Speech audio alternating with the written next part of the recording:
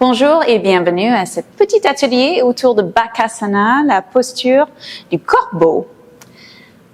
Aujourd'hui, je vais utiliser 2 briques, mais vous n'êtes pas obligé. Vous pouvez éventuellement utiliser un grand livre, voire plusieurs grands livres, ça fait le même travail. So, if you have your bricks, on va commencer. J'ai oublié de dire bonjour, je m'appelle Sydney. J'oublie quasiment à chaque cours aussi de me présenter. Donc, si on me connaît, on sait que j'adore Navasana, j'adore un travail abdominal. I'm just a big fan of abs. Ils sont utiles quand même. Donc, pour Bakasana, si on ne voit pas à quoi ça ressemble, c'est cette posture ici. Enfin, techniquement, ça c'est Kakasana. Bakasana, on aura les genoux placés derrière les triceps. On a l'impression, quand on le voit, que c'est que les bras. Mais c'est faux. Et je vais vous dire pourquoi. On a besoin des fléchisseurs, des adducteurs, réveillés, actifs, forts, et bien sûr les abdos. Donc on va commencer avec les abdos. Si on a un brick, ça rend le travail un peu plus fun, si on peut le dire. Si jamais ça fait mal, cette posture, vous pouvez chercher une petite couverture à placer sous le sacrum. Donc, on va commencer avec nos briques derrière. Inspire, je place entre les genoux et je tends. Et on va faire ça 10 fois. 1. Je ne sais pas si je vais tenir, mais bon, j'ai annoncé 10. On va faire 10. On y va, yogis. 2. 3. 4. 5. 6. Quelle idée. 7. Almost there. 8. 9. Et 10. Ah! Et Shavasana. No, just kidding. No Shavasana, not yet. Donc, normalement, avec cet exercice, ce que j'aime bien, c'est qu'on a une notion, on serre la brique et on commence à réveiller un petit peu les fléchisseurs. Donc, quand je dis fléchisseurs, c'est ces groupes musculaires, dont les adducteurs également, qui peuvent faire ces petites actions, fléchir la jambe. So, quand on utilise une brique dans Navasana, on a cette petite réveil musculaire des adducteurs et des fléchisseurs en même temps. So, Bakasana, en gros, on aura les bras à l'intérieur des jambes ou devant les jambes, 2 façons de le faire, on va faire les 2. Et après, c'est les jambes qui doivent faire le travail. Donc, on veut ressentir ça sur le dos. Donc, on dirait les petits insectes.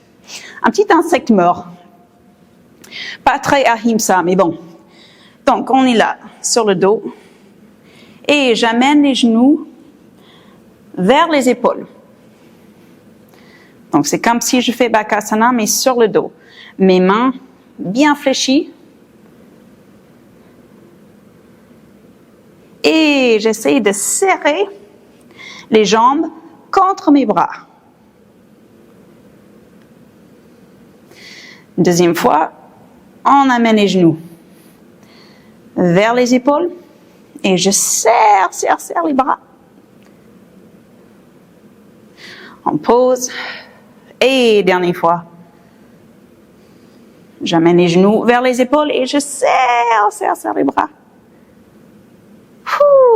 Et on revient en posture assise. Donc, on doit avoir un peu plus de chaleur au niveau de la sangle abdominale, les fléchisseurs, les adducteurs. Maintenant, let's talk about our hands. Donc, j'aime bien faire une petite parenthèse autour de l'extension et la flexion. Donc, les fléchisseurs sont souvent beaucoup plus forts que les extenseurs de l'autre côté. Et beaucoup de personnes ont du mal à faire ce geste. Donc, en gros, on va faire un petit exercice pour voir si on a assez d'extension pour que cette posture ne fait pas mal quand on pose tout le poids du corps sur les mains. So, Anjali Mudra, prayer hands. J'amène les coudes ensemble et j'essaie de tirer les doigts jusqu'au sol. Si j'arrive à quelque chose comme ça, et je tremble déjà, c'est pas bon, j'aurai forcément du mal quand je suis sur ma main avec tout le poids du corps. So, prayer hands, et j'amène les coudes ensemble et j'essaie de tendre bien les doigts et de faire une espèce de T ici. Last time, prayer hands, et j'essaie de créer un T, pas un B, un T. Bien. Enfin, je dis bien, mais je vous vois pas. On est d'accord. Donc, j'espère que c'est bien. So here we are. Maintenant, on va s'étirer un petit peu, à travailler sur la mobilité. Il faut pas confondre l'échauffement et l'étirement. Dans l'échauffement, on aura forcément un peu plus chaud au niveau chaud musculairement. Donc là, cet exercice, si on a du mal à le pratiquer tous les jours, si un peu, il y a un tas d'exercices que je peux donner, peut-être lors d'un cours plutôt, en salle.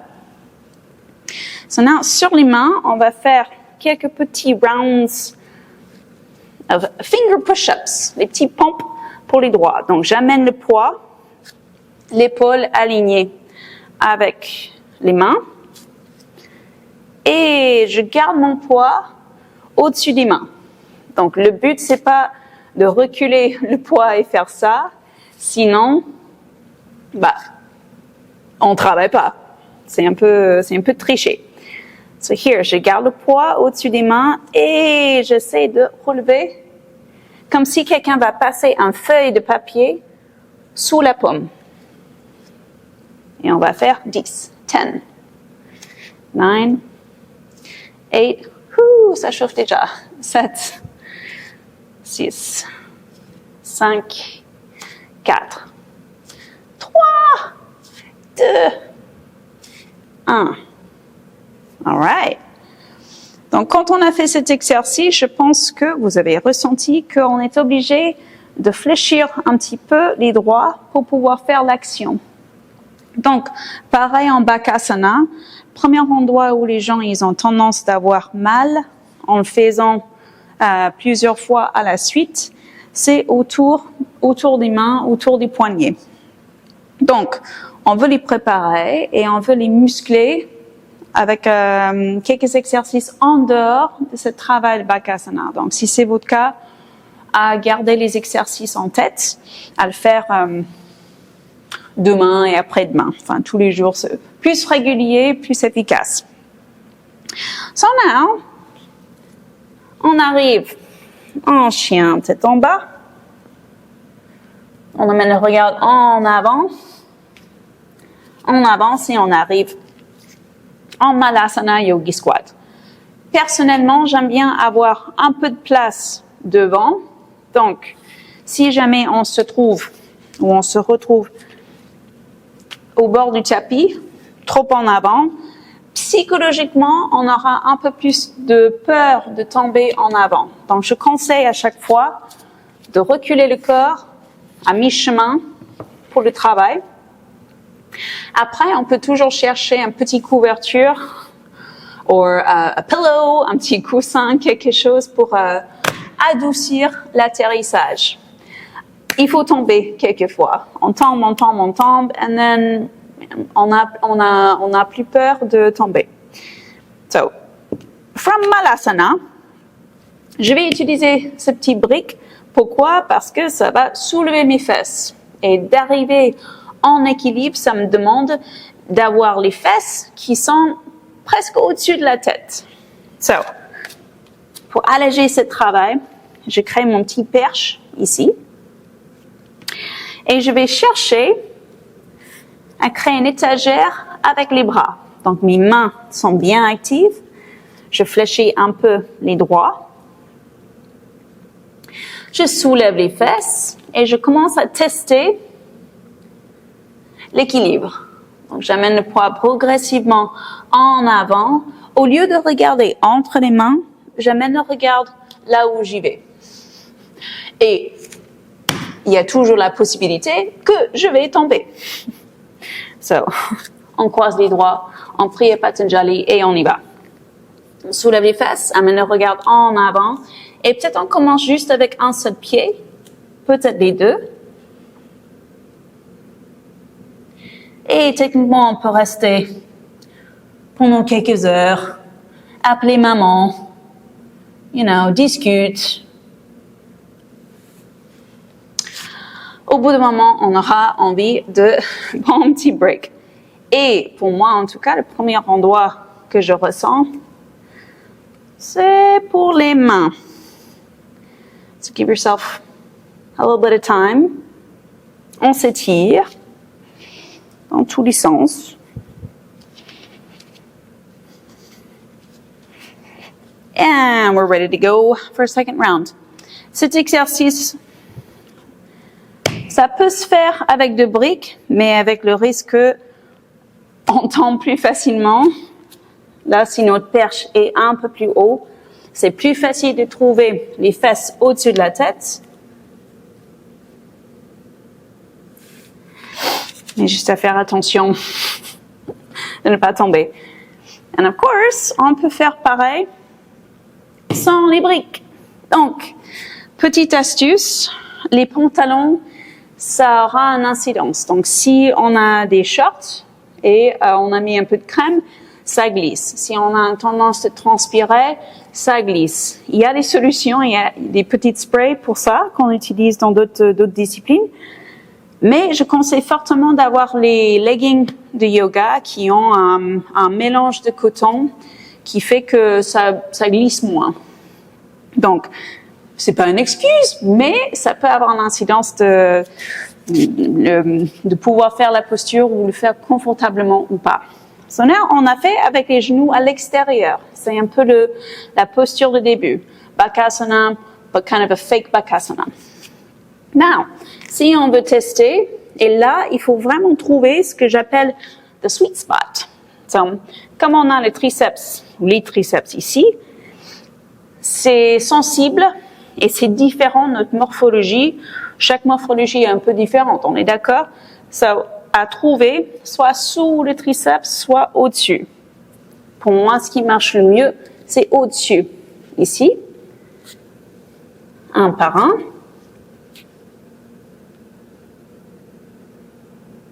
Et même chose, on peut rester toutes nos vies là. Mais 5 respirations, c'est suffisant. Give your hands a little love. On s'étire un petit peu.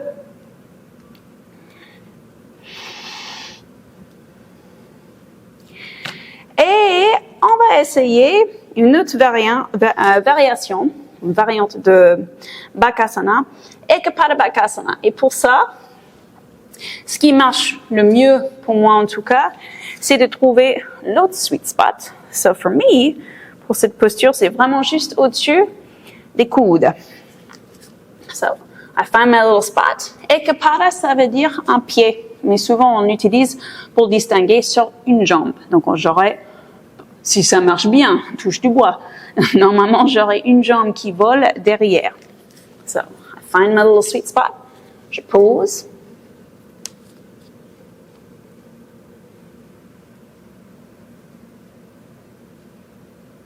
Et j'envoie l'autre jambe derrière. Ce qui est vraiment difficile, c'est de promener d'une jambe à l'autre.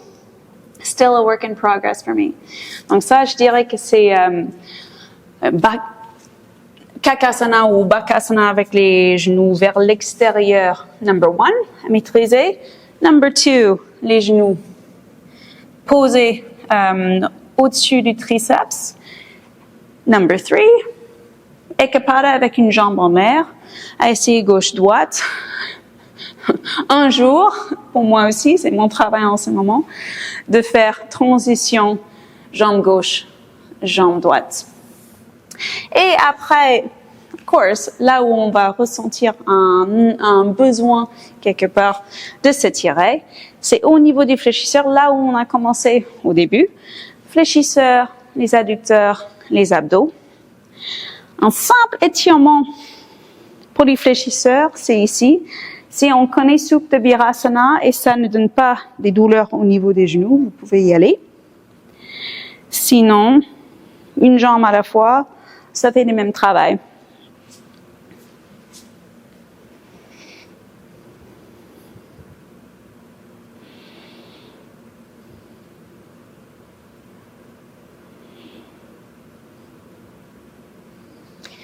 Et on va terminer sur le dos pour faire un peu de contre-posture en Setu Bandhasana.